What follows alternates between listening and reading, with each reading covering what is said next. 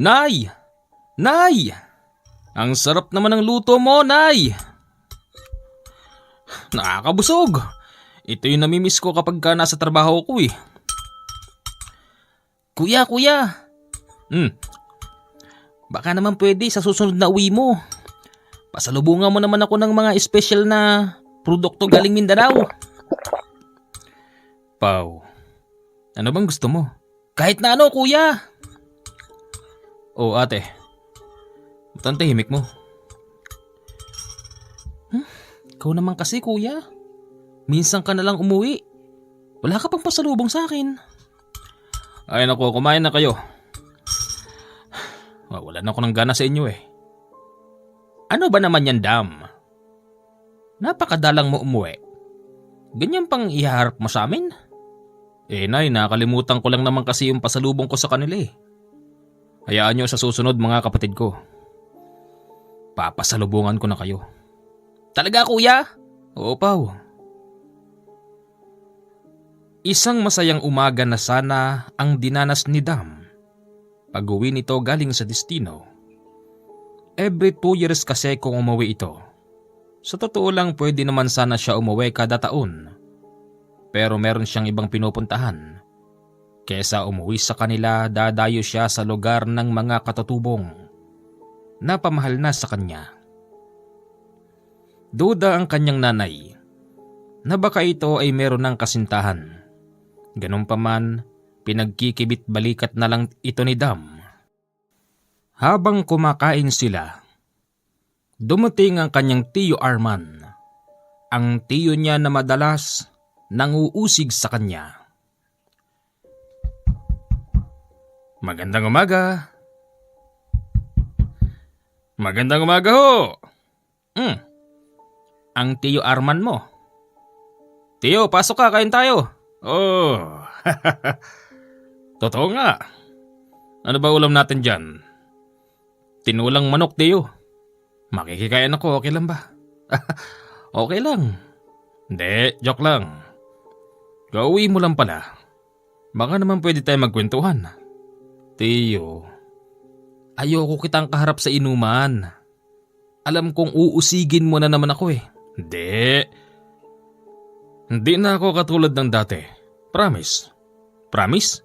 Oh, promise.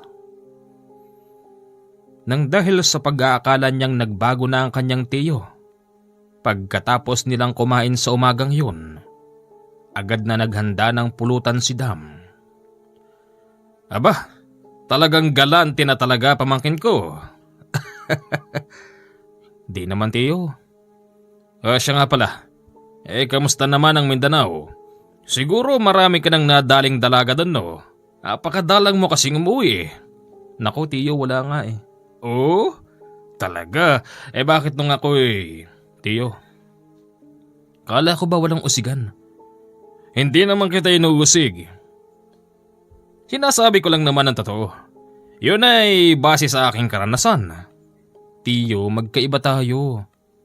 At kung tatanungin mo naman kung bakit minsan sa 2 taon lang ako umuwi, gusto mong malaman ang totoong dahilan? Bakit nga ba? Tiyo, merong katutubo na hindi masyadong malayo sa kampo. Meron doon. Lagi ko silang dinadalaw. Baka naman sabihin mong kursunada mo'y katutubo. Aba, huwag kang papatol sa mga yon. Bukod sa mababaho o may itim, baka hindi ka masiyahan. Tiyo, hindi yun ang ibig kong sabihin. Kung iisipin nating maigi, kung kamusta na ba ang buhay ng mga katutubo, siguradong maantig ka. Maantig saan? Hindi na naituloy ni Dam ang sasabihin niya dahil bigla na lang may huminto na isang jeep owner sa tapat ng bahay nila. Pagbaba, namukaan niya yung isa. Buddy! Teka, ba't andito to? Buddy! O bakit, buddy? Ba't nandito ka? Siyempre, sinusundo ka na. Ano? Anong sinusundo? Biro lang. Sige, mga buddy, daanan nyo kami bukas. Teka. Huwag mo sabihing bakasyon mo rin. Bakasyon ko rin siyempre. Teka, si Kuya Roman? Oh, ikaw pala yan, Kaskayan. Sir. Sumasaludo pa si retired. Halika, mag-inuman tayo. Magkamustahan naman tayo ng trabaho. Naku, ayoko baka maliitin mo lang yung naging accomplishment namin. Ikaw pa, retired ka na eh. Marami ka ng pinagdaanan na laban, pero buhay ka pa rin. Aba, ganun talaga pag merong kang agimat. Agimat? Oo, to. Aba, ano yan? Dalawang bilog na agimat? Oo, kasing laki ng pisong kalabaw. Anong tawag dyan? Alam nyo mga buddy, maganda tong pagkakataon na to na nagkaharap-harap tayo dahil sasabihin ko sa inyo ang aking sikreto kung paano ako nakasurvive sa laban. Talaga? Oo. Ayon sa kwento ni Roman, yung dalawang anting-anting niyang yon ang nagsurvive sa kanya.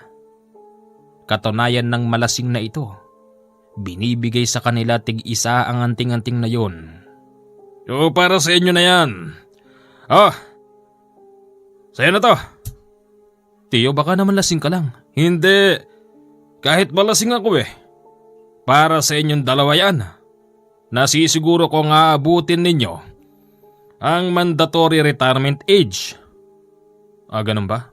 Oh, sige na. At pagbalik nyo sa trabaho nyo, ikamusta nyo na lang ako sa mga rebelde sa Mindanao. Ano pang inaantay? Tagay na, may natitira pa Natuwa naman ang magbadi sa ipinamana sa kanilang gamit ni Roman. 3 araw lang ang parehas nilang bakasyon. Pagkatapos noon, kapwa na sila bumalik sa destino. Buddy, ayos tong binigay ng tiyo mo, no? Ganda. Alam mo ba, magmula nang sinuot ko to, buddy, parang pakiramdam ko umiinit yung katawan ko Ako din. Pati ulo ko umiinit. Saan? Sa taas, sa baba? Loko-loko, siyempre sa taas. Bakit ako hindi? Baka kasi magkaiba tayo. Magkaiba parehas na may binigay sa atin. Ibig ko sabihin, magkaiba tayo ng ugali. Ayun, siya nga pala. Meron daw tayong bagong CEO. Ha? Oo, wala na yung dati. Bakit daw? Ewan, mamaya tatanungin ko. Baliw, tatanungin mo? Sabi mo, di ba? Sa araw na yon ay nakakilala sila ng bagong CEO. Hindi ito bagong graduate. Mukhang veterano na rin pagdating sa labanan. Bagamat tenyente lang ang ranggo pero halata mong madami ng pinagdaanan. Ipinatawag silang lahat noon para magkakilanlan. Tapos ang una nitong ibinigay sa kanilang trabaho, ang pagpapatrolya sa dulong sityo ng bayan na yun. Sa isip-isip ni Dam, ito yung sityo na madalas niyang pinupuntahan. Kaya niya madalas dinadalaw ang mga katutubo roon dahil naaawa siya at kadalasan walang makain. Bagamat masisipag ang mga katutubo, pero hindi nila nararanasan yung pagkain na nanggaling sa tindahan katulad na lang ng sardinas o kaya naman noodles at mga kape. Sa loob ng ilang taon niya roon, halos kalahati ng sweldo ni Dam ay ibinibigay niya sa mga katutubo, dahilan kung bakit siya napamahal doon. Men, sir, bukas pupuntahan natin ang dulong sityo sa bayan na ito. Alamin natin ang sitwasyon nila doon. Alam ko hindi nararating ng ating mga kapulisan ang sityo na yun. Ganito, hindi ba't nung nakaraang buwan, dumanas ng malakas na bagyo ang lugar na ito. Alam naman natin sa sarili natin na ang lugar na yun ay hindi naabot ng tulong ng gobyerno. Kaya't, yung rason natin galing sa pamahalaan, bibit-bitin natin, ipamimigay natin sa mga taga-sityo na yon. Nang madinig yun ni Dam, natuwa siya kasi hindi lang siya ang magbibigay ng tulong sa mga taga roon. Buddy! Buddy. Napansin ko iba yung ngiti mo ah. Ha? Oo eh. Bakit nga ba? Kasi alam mo, sa ilang taong ko nang pananatili rito, ngayon lang tayo nagkaroon ng CEO na ganyan. Yung parang iniisip niya yung kapakanan nung nasa laylayan. Yung dati nating CEO wala. Di mo man lang maringgan ng ganun. Ang iniisip ko ngayon, buddy, yung rason natin pag binigay natin sa mga taga-sityo, wala tayong kakainin. Ano ka ba? Siguro naman kahit 100 piso meron ka dyan. Sa loob ng isang araw, makakasurvive ka na sa 100. Sa bagay, oh. Kinahapunan pumunta sila sa lugar na yun. Bit-bit ang mga rason na pagkain. Nakalagay ito sa mga naglalakihang bag. Dam! Sir, ikaw ang madalas sa lugar na yun, hindi ba? Po? Paano nyo nalaman? Ayon yun sa dating CEO na pinalitan ko. Ilang kaya ang tao doon? Base sa pagkakaalam ko, sir, nasa mahigit 200. Kakasya kaya itong dala natin?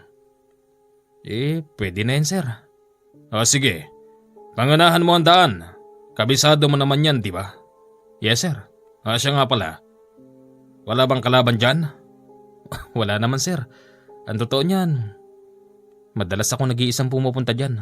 Wala pa akong dalang bakal nun. Ganun ba? Magaling! Dahil sa ito ay nasa bandang dulo na ng bayan at ito ay nasa paanan ng kabundukan. Inabot na sila ng dilim. Hindi naman alintana sa kanilang gabi dahil wala naman silang iniisip na makakalaban. Pagdating nila doon, nakita nilang napakatahimik ng lugar. Bagamat merong bahagyang usok mula sa siga, alam nilang merong taong nakatira doon, kaya't dire-diretso silang pumasok sa kalagitnaan. Nang huminto sila sa gitna, isa-isang nagbukas ng pintuan at bintana ang mga kubo. Ayaw pa sanang lumabas ng mga katatubo, pero nang makilala nila si Dam, doon ay lumabas ang isang matanda. Apo, kamusta na ho kayo?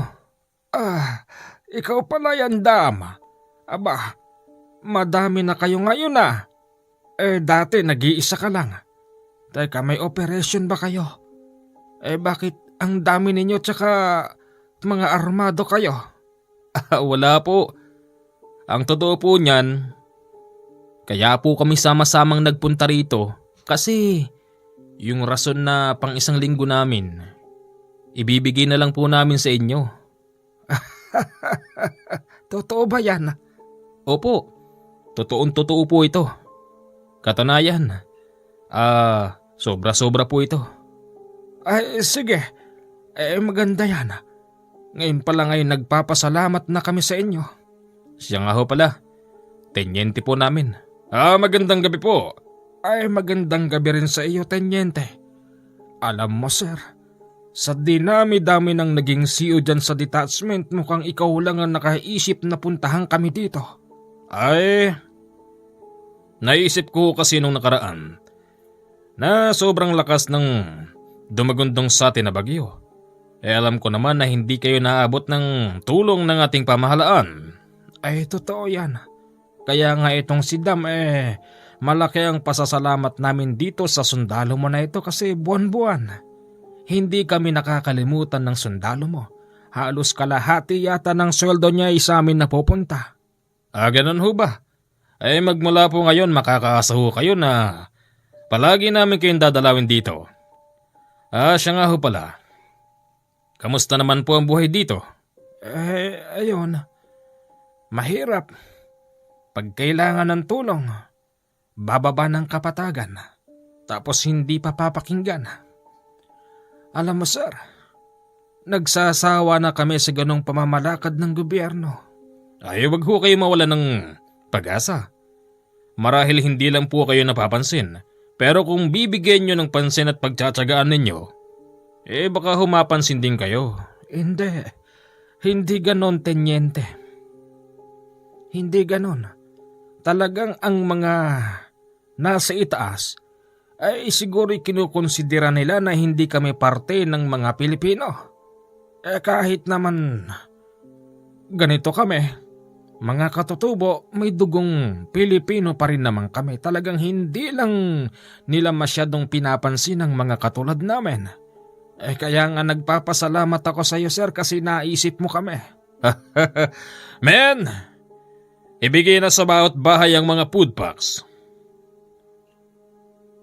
Sobra-sobra ang ipinamigay nilang napakadaming food packs.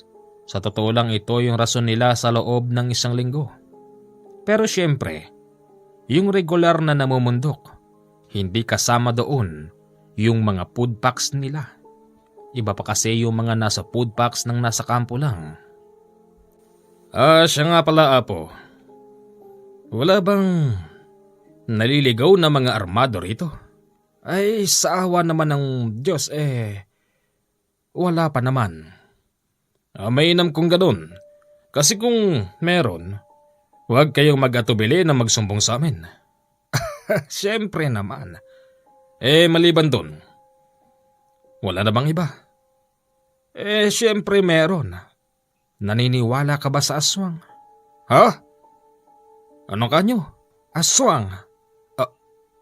Aswang? Dam, sir. Aswang ba ang sinabi ng matanda? Yung kumakain ng laman? Yes, sir. Di ba madalas ka rito? Minsan mo na bang nakita yung sinasabing aswang ni Apo? Hindi pa naman, sir. Ang totoo niyan, yung mga aswang na minsan napapadaan dito sa loob ng 1 buwan, hindi sila pumapayag na hindi makakadagit ng pagkain dito sa amin. Yan ay hindi na lang namin sinasabi kay Dam kasi alam naming hindi saklaw ng trabaho niyo yan. Kaya alam niyo ba, pinaghahandaan namin ang pagdaan dito ng mga yan.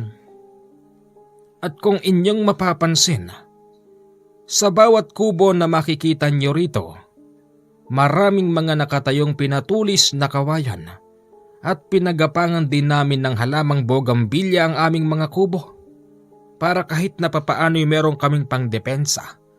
At syempre, natuto na din kami. Inalam namin ng mga pangontrang pwedeng gamitin sa mga mapagsamantalang aswang. Katulad nung nakaraan, dumaan na naman sila dito. Ayon sa mga nakita ng taga rito'y mahigit 10 sila. Mahigit 10? Nung nakaraan? Ibig sabihin nung pag-uwi ko? Oo, Dam. At alam mo ba, yung pinakapinuno nila na si Batino, galit na galit. Nagbabanta siya na babalikan daw kami.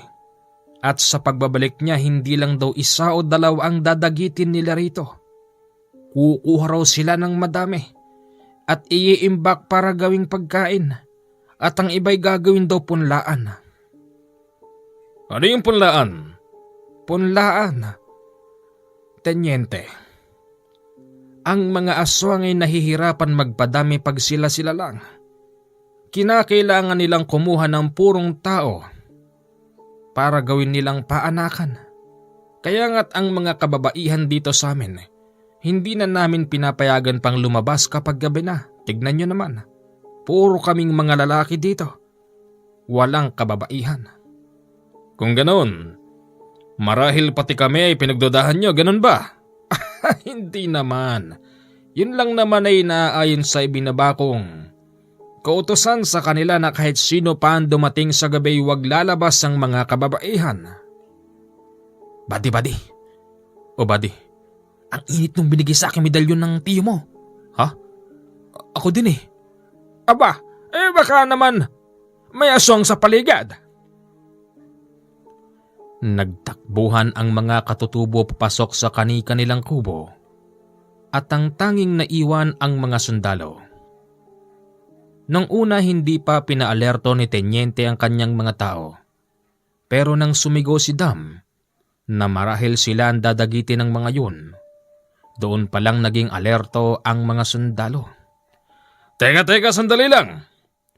Ano mang ginagawa mo? Sir, mapanganib po ang mga aswang. Hindi alintanang meron tayong baril. Baka pati tayo madagit ng mga yan. Ang mga aswang ay kumakain ng sariwang laman ng tao. Kaya kailangan natin maging alerto. Ganun ba? Sir, alam ko matagal na kayo sa serbisyo. Imposibleng hindi nyo pa naranasan ng ganito. Kung purong dito lang naman, sa area na Mindanao ang destino ninyo. Alam mo, Dam, hindi naman nabago sa akin ang usapin na yan. Ganun pala sir eh. Bakit? Bakit hindi ko sila pinalerto? Kasi para sa akin, hindi ko sila tinuturing na kaaway hanggat hindi nila tayo inaano. Aantayin pa ba natin yon, sir? Aantayin pa ba nating may malagas sa atin? Habang sila'y nag-uusap, malalakas na pagaspasan dumaan sa taas nila. Imposibleng hindi nila nakita yon. Kasi kahit papaano merong sinag ang buwan. Ayon sa pagkakabilang ni Dam, hindi lang 10 ang dumaan na mga naglalakihang ibon. Babarilin sana ni Dam ang mga yon, pero pinigil sila nung Tenyente. Ibaba mo yan! Huwag kang magpapaputok. Hindi naman sir eh. Tinutok ko lang. Baka kasi sumugod. Apo, kami magpapaalam na. Babalik na kami sa kampo. Sige, Tenyente. Maraming salamat. Sir, maiwan mo na ako. Ako rin, sir. Ano? Bakit kayo magpapaiwan? Sir, susunod din ho kami. Sisiguraduhin lang po muna namin na makakaalis ni mga yun. Sige. Nagpaiwan ang magbadi. Hindi lumabas noon ang kahit sino mang katutubo dahil pinagbawalan sila ng 2 sundalo. Nang masiguro nilang malayo ng mga yon, dahil hindi na umiinit ang kanilang medalyon, doon pa lang sila nagpaalam kay Apo. Apo, magpapaalam na po kami. Sige, Dam. Mag-iingat kayo sa pag-uwi ninyo, ha? Opo, babalik na lang po kami sa mga susunod na linggo. Pag po hindi masyadong busy sa trabaho. Okay, sige. Sa paglalakad ng magbadi, paalis sa lugar na yon, dito palang nakaramdam si Dam ng kakaiba. Badi, hinto muna tayo. Para ako napagod. Ako din. Iba yung pakiramdam ko eh. Badi, hiningal ako. Tapos ang init ng medalyon ko, Badi, kanina pa. Parehas tayo. Kaya humanda ka, Badi. Isang malaking senyalis yan. Oh, Badi. Habang nakatayo ang magbadi, nakadinig sila ng sigaw ng babae. Teka, Badi. Babae yun na. May bahay ba sa gawin dyan? Wala, Badi. Nako, tara! Agad na nagtatakbo yung 2 upang puntahan kung saan nanggagaling yung sigaw ng babae. Pagdating nila doon, nakakita sila ng damit, ng short, ng bra at panty. Sinundan nila yung bakas kasi halatang hinahatak ng kung sino ang kanyang biktima. Hanggang sa nang mapunta sila sa isang matabang puno, alam nila sa kanilang sarili na ito na yung hangganan. Pag-ikot nila sa malaking puno, doon nakita nila ang isang lalaking napakapangit ng itsura. Tapos sa ilalim nito merong babaeng may busal yung bunganga tapos tumutulo yung luha. Pinagsasamantalahan na pala ng animal yung babae. Hoy! Hoy! Bakit? Anong bakit? Umalis ka dyan. Puputokan kita. Okay, masunurin naman ako eh. Umalis sa pagkakapatong yung lalaki. Kasabay noon ang mabilis nitong pagtatatakbo. Nilapitan nila yung babae tapos tinanggalan ng busal sa bunganga. Natroma na yung babae, kaya ayaw nitong tumigil sa pag-iyak. Hanggang sa maidala nila sa kampo yung babae umiiyak pa rin. Buddy, kawawa naman yung babae. Natroma yan, buddy. Sir! Oh! Ano yung babaeng yan? Sir, pinagsasamantalahan siya ng aswang. Ha? Kinausap ng tenyente yung babae pero tuloy pa rin ito sa pag-iyak. Sinabi ng tenyente na hindi sila ang tamang hahawak sa babae. Kailangan nila itong ma-turn over sa nakakasakop na police station at sila na ang bahala. Sila na rin ang bahalang makipag-coordinate kung saan matatagpuan ang pamilya ng babaeng iyon. Tagumpay naman silang na-turn over ang babae. Tapos nagsagawa ng investigasyon ng mga pulis sa lugar kung saan nila natagpuan ang babaeng yun. Buddy, alam mo, hindi ko alam kung bakit ngayon ko pa nararanasan to. Kung kailang nagkaroon tayo ng gamit. Parang palagay ko, kakambal talaga to ng mga ganyang bagay eh. Ng mga ganyang pangyayari ba? Baka ba di nagkataon lang? Malay mo, di ba? Kahit na, buddy. Buddy, pahinga na tayo. Oh, sige. Makalipas pa ang 1 linggo, muling bumalik doon si Dam. Pero hindi niya kasama ang kanyang kabady. Oh, Dam! Ako'y natutuwa at nakita na naman kita. Halika, pasok ka sa loob. Nakoy, salamat po. Ay taman-tama. Alam mo bang nakahuli kami ng makakain sa kagubatan? Ay halika, kumain muna tayo. Doon ay nakatikim si Dam ng tinatawag na manok na labuyo. Ayon sa kanya, napakalinamnam. Walang sinabi yung lasa ng native at ng cubs. E di lalo na yung kal. Pagkatapos nilang kumain, dito ay merong inamin ng apo. Dam? Po? Ako'y nagpapasalamat dahil nakilala ka namin at hindi mo kami nakakalimutan. Talaga po? Pero sa isang banda, meron akong sasabihin sa'yo. Sana'y maintindihan mo. Ano ho ba yun? Parang kakaiba po yata yun ah. Parang may nararamdaman ako ah. Dam, nararamdaman ko na. Ang ano po? Nararamdaman ko nang matatapos na ang takbuhin ko sa mundong ito, Dam. Ha? Naku apo, wag po kayong bibitaw. Marami pong umaasa sa inyo. Alam ko yun. Pero lagi ko namang sinasabi sa kanilang lahat na kapag wala na ako, mag-iingat pa rin sila. At kaya naman na nilang tumayo sa sarili nilang paa. Alam mo ba?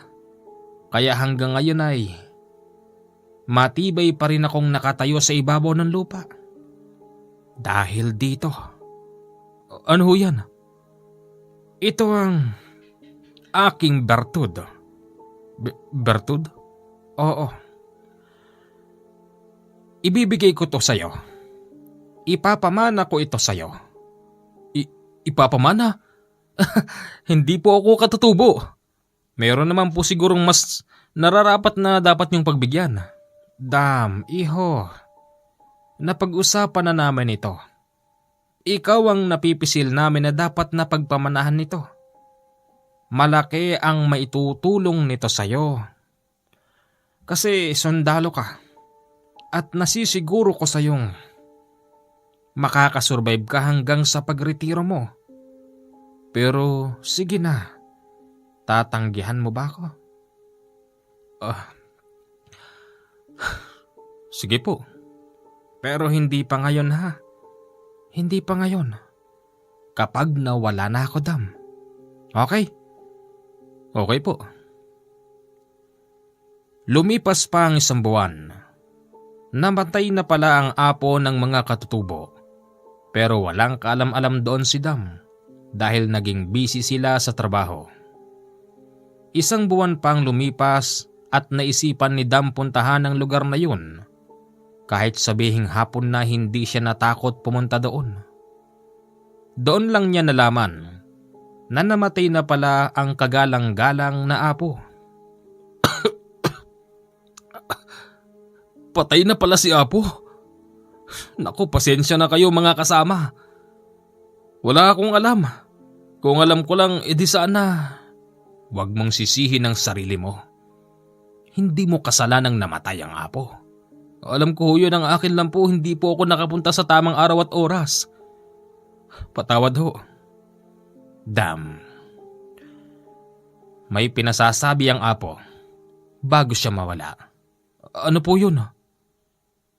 Isinama si Dam sa medyo mataas na bahagi ng lugar ng mga katutubo dahil naroroon daw nakalibing ang apo. Anong gagawin ko rito? Diyan ka lang. May dumating pang ilang mga katutubo. Habang nakaupo siya sa harapan ng pinaglibingan ng apo, pinaikutan siya ng mga yon kasabay noon ng pagupo na para bang nagme-meditate.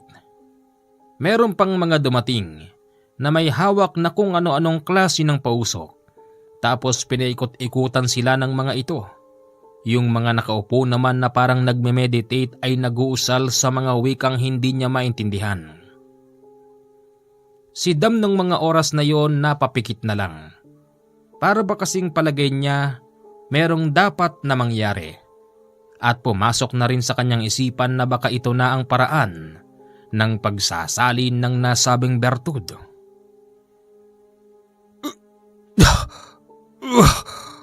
Ayos ka lang? Nahilo ako. Hindi siya makatayo pagkatapos nun. Pakawari ni Dam mas masahol pa siya sa lasing. O dahan-dahan lang. Nang dahil sa matinding pagkahilo hindi siya nakabalik ng kampo ng oras na yon. Kaya't kinabukasan, hindi pa man sumisikat ang araw. Laking gulat ni Dam dahil naroroon na ang kanyang mga kasamahan. Ganon ba? Hindi kasi siya nakauwi kagabi eh. Kaya pinasundan na siya ni Tenyente. Baka napano na siya. Isang pamilyar na boses ang narinig niya sa labas. Tapos bigla itong pumasok sa loob. Buddy! Oh, buddy. Ano nangyari sa'yo? Huwag mo sabihin na lasing ka rito. Naku, hindi ah. Wala namang inuman dito eh. Ano nangyari sa'yo? Nag-alala sa'yo si Tenyente kagabi. Di ka nakauwi. Buddy. Tarna. Tarna talaga. Masasabong ka ni Tenyente ngayon.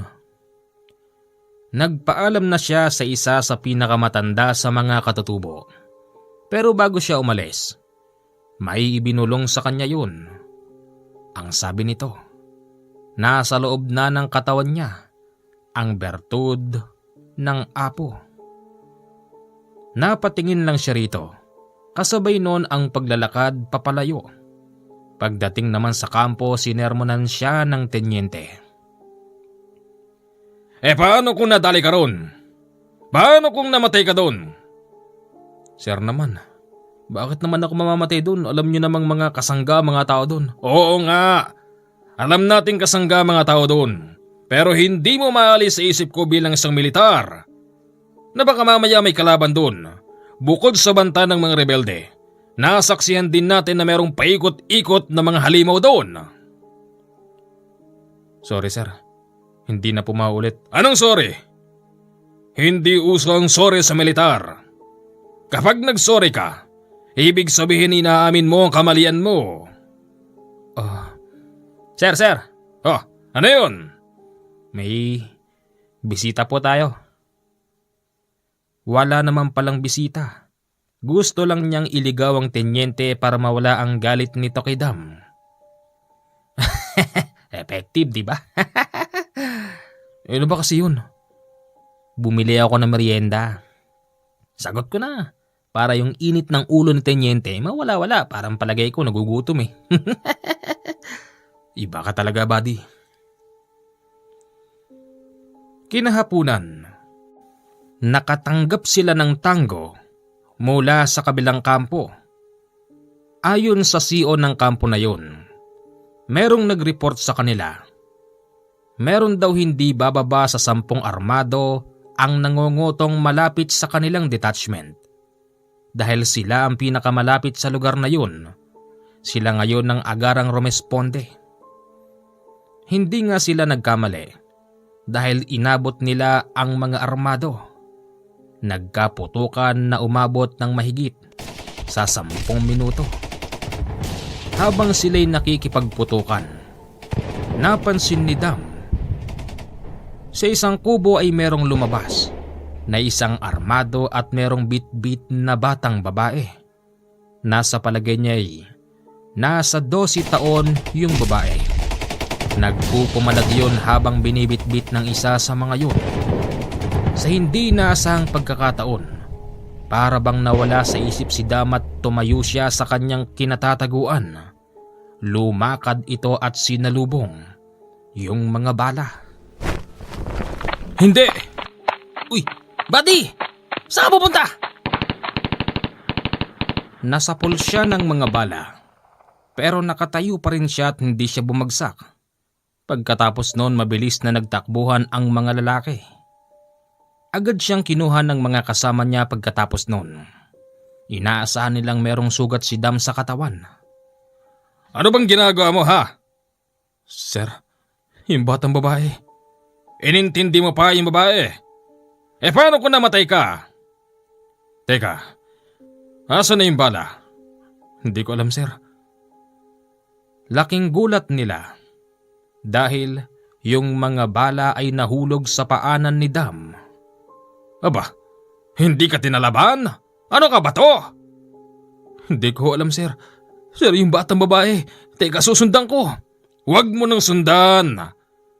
Kung meron nang susunod doon, dapat tayong lahat. Hindi nagpapigil si Dam sa tenyente. Pilit itong kumawala kaya't nasundan niya yung mga lalaki. Nakita niyang bitbit nila yung batang nagsusumigaw. Nasapol ni Dam yung dalawa. Agad naman itong natumba. Sa pag-aakala niyang namatay na yun, dinaanan niya yung dalawang tinamaan niya. Pero laking gulat niya habang sunusundan niya pa yung iba. Bigla siyang dinamba ng 2 lalaki. Kapwa yun walang baril, pero kung makikita mo sa malapitan, iba na ang itsura ng mga yun. Butas-butas ang muka ng mga ito na nilalabasan ng kung anong klase ng insekto. Ang mga matay mapupula tapos merong mga pangil.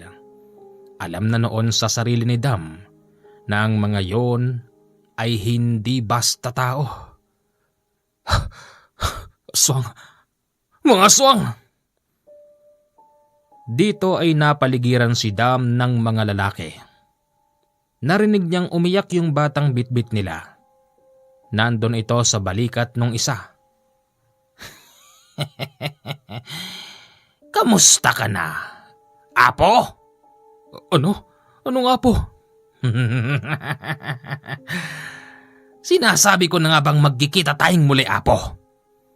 Ngayon ka magyabang. Ngayong wala ka. Sa bahay mong tadtad ng pangontra. Laking gulat ni Dam nang tawagin siyang apo. Ibig bang sabihin nun, nakikita ng mga aswang na nasa katauhan nito si Apo Malonzo dahil nga nasa kanya na ang bertud ng namatay na katutubo. Sino kayo? Anong klaseng tao kayo? Apo, alam mong hindi kami tao. Alam mong, mga aswang kami na kumakain ng tao at kayo'y ginagawa lang naming hapunan. Apo, ipaubaya mo na sa amin ang batang to. Sige na! Hindi ko kayo papayagan. Ibigay niyo sa akin yung bata para wala tayong pagtatalunan. Paano kung ayoko? Siya nga pala. Huwag mo sabihin, yung mga sundalong nakalaban namin, kayo ang nagpadala ng report kaya nyo kami inabot. Apo, alam ko galit ka sa akin dahil marami na kaming nadagit sa inyo. Ito na ba ang oras para magharap tayong muli? Ha, Apo? Ano bang sinasabi mo? Batino, hindi yata alam ng Apo ang naging karanasan niya sa atin noong araw. Kaya nga, ano Apo? Ito na ba ang oras mo? Doon ay napag-isip-isip ni Dam na hindi kaya tunay ngang si Apo Malonzo na ang nakikita ng mga yun. Nang dahil doon nagpanggap na rin siya. Batino, ipaubaya mo na sa akin ang matandang ito. Katulad ng palagi kong sinasabi, babalatan ko siya ng buhay. Ano Apo Malonzo? Handa ka na bang mamatay? Anong mamatay? Kayo ang mamamatay. Hindi rin siguro alam ng mga yon na isang sundalong uniformado ang kaharap nila sa oras na yon. Pinaikutan nila noon si Dam at isa-isang dumamba sa kanya. Sa dami ng mga yon, hindi lahat kayang labanan ni Dam. Ramdam niyang tumatama sa katawan ang bawat paghalipaw ng mga kuko, pero hindi niya yon iniinda. Hanggang sa tuluyan ng dinaganan si Dam ng mga ito. Pinagkakagat siya kung saang bahagi ng katawan. At doon, umusal siya ng panalangin. Pagkatapos noon, naramdaman ni Dam na parabang lumakas ang katawan niya. Nang tumayo siya, lahat ng mga yon ay nagsigsitilapon. Aba, malakas ka pa rin, Apo. Hindi tumatalab sa kanya ang mga ipin natin.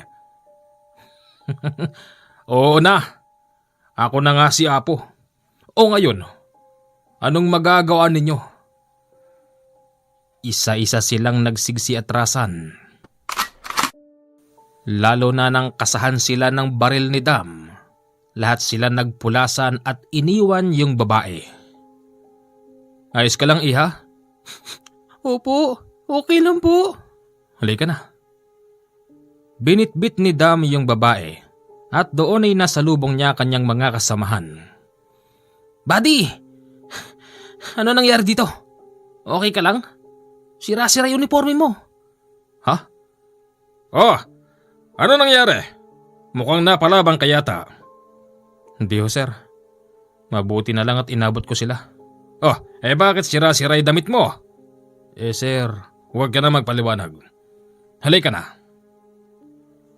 Pagdating nila sa kampo, halos hindi makatulog si Dam. Napansin niyo ng kabady niya. Uy, buddy. May problema ka ba? Ha? Wala. Di ka makatulog ang likot mo eh. Nadadamay ako sa'yo. Buddy. Naniniwala ka ba sa bertud? Oo, syempre. Meron nga tayong gamit galing sa tiyo mo eh. Bukod pa ron, sa mga mutya. Oo, syempre. Teka, bakit ba? Buddy. Sabi ng mga katutubo, nasa katawan ko na raw yung mutya ni Apo Malonzo. Buddy, di ba kanina nirescue ko yung bata? Oo. Buddy, ramdam kong tumatama sa katawan ko yung mga kuko nila. Siguro, kung wala sa akin yung bertud ni Apo, baka nagkanda gutay-gutay na yung katawan ko eh. Kaya ba nagkasira-sira yung uniforme mo? Wala kang ang sugat eh. Yun na nga, buddy. Buddy, maswerte ka't nagkaroon ka ng ganyan. Ano pang iniisip mo? Para kasing may kulang. Para bang May nagsasabi sa aking isip na ngayong nasa akin na tong bertud na to, kailangan tulungan ko yung mga katutubo. Hindi ko alam buddy ko yun talaga pero yun ang nararamdaman ko. Ganon ba? Oh, saan ka papunta? Alis ako buddy. Pag hinanap ako ni Tenyente sabihin mo nandun lang ako sa sityo. Teka, sama ako! Tumakas sila sa kampo ng gabing yon at nagpunta sila sa mga katutubo. Pagdating nila doon kakaiba pala ang aabutan nila. Inabot nila yung 2 kubong nasusunog. Tapos ang mga katutubong lalaki nakahanda sa pakikipaglaban gamit ang kani-kanilang pana. Ano nangyayari dito? Bakit may sunog? Sumasalakay sa amin ng mga aswang ngayong gabing to. Ano? Kaya pala halos hindi ako makatulog eh. Doon ay nakita nila si Batino at ang mga kasama nito. Naglalakad sila habang sila'y naiilawan ng malakas na apoy. Tawa sila ng tawa na animoy kumpiyansang makakadagit sila ng mga kababaihang katutubo. Yung mga kababaihan dito, nasan sila? Ayon sa katutubong kausap ni Dam, ang mga babae ay naitago na nila sa isang safe na taguan na hindi matatagpuan nila Batino. Nang makita nila Batino na merong 2 sundalo, lalo silang natawa at nung lalo na silang lumapit, napansin nilang naroroon na naman si Apo Malonzo. Batino! Si Apo Malonzo! Akala ko wala ka na rito, Apo. Akala ko patay ka na. Pwes, buhay na buhay ako. Sinalubong nila ang mga yon. Agad namang bumagsak ang kanyang kabady dahil sa medyo may kahinaan na ang medalyon na binigay sa kanya ng kanyang tiyo. Napabayaan na rin kasi yon sa dasal. Ganun pa man hindi naman masyadong iniinda ng kabady niya yung sugat, pero masakit ang pagkakasuntok sa kanya. Batino, tapusin na natin to. Kapag napatay kita, Apo, isusuko mo sa akin ang lahat ng laman ng mga tao rito. Hindi ba? Sa kondisyon na yon ay napapatingin na lang si Dam sa mga katutubo. Ang isa doon ay sumenyas sa kanya ng okay. Bagamat alam ni Dam na lalaban din sila ng patayan. Doon ay tinanggal niya ang kanyang uniforme at ipinasa ang baril sa kabading nakahiga. Buddy, hawakan mo to. Buddy! Anong gagawin mo? Papatulan mo ba yan? Bakit hindi? Buddy, kapag nalugi ako sa laban, senyasan mo mga katutubo. Sabihin mo paulanan sila ng pana. Oh, buddy! Nang tanggal na ang kanyang uniforme, nakahubad na lang siya. Lalong natawa si Batino at inasar siya. Yang kulubot mong katawan ang ipanglalaban mo sa akin? Wala nang sustansya yan, Apo. Mahina na yan. Kaya ko yan patumbahin. Dami mong sinasabi. Sa kada suntok ni Dam, saksak naman ang iginaganti sa kanya ni Batino. Alam niyang bumabaon yon sa kanyang katawan pero hindi niya iniinda. Nag-aalala ang kanyang kabady dahil sa nangyayaring hindi patas na laban. Hanggang sa tinamaan niya sa leeg ang kalaban tapos sinikmuraan. Bulagta ang kalaban nitong si Batino. Ano Batino? Tayo! Buddy! May tama ka! Ha? Yung mga sugat ni Dam ay unti-unting naghihilom habang ang kalaban niya hindi makatayo. Pagkakataon ko na to! Hinagis sa kanyang kabady niya ang baril. Habang bulagta ang kalaban niyang si Batino, inasintan niya ito ng ilang ulit sa ulo. Gustong makialam ng mga kasamahan ni Batino pero pinaulanan sila ng pana ng mga katutubo hanggang sa isa-isang bumalagta ang mga kalaban. Ano Batino? Akala mo siguro hindi porket malakas kayo ay hindi na kayo kayang tapatan ng mga tao. Pasensya ka na kaibigan, pero tatapusin ko ng kahibangan mo para wala ka nang madadagit pa ng mga katutubong nananahimik dito. Ang pinakahuli, hinagisan siya ng katutubong isang bato na nakahulma na kutsilyo. Bilang katapusan, tinagpas niya ang ulo ni Batino. Naggulong-gulong ang ulo noon at pinulot ng mga katutubo. Itinusok nila ito sa gamit nilang pandigma tapos inangat. Senyales na panalo na sila sa laban. Nagbunyi ang mga katutubo nung mga oras na yon.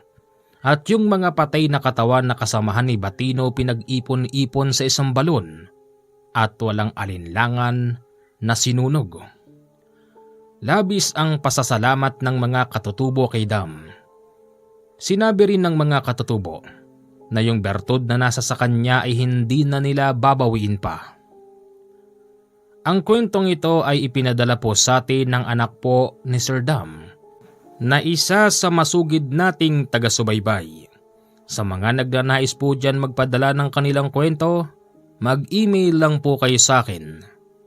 commanderfs85@gmail.com. Yan po ang ating email na pwede nyong padalhan ng ating istorya. Basta po pakiayos lang ang pagkakatay para po ito'y ating mabasa. Maraming salamat po, ito ang unang kwento natin sa buwan ng June. Salamat and good night. Enjoy listening.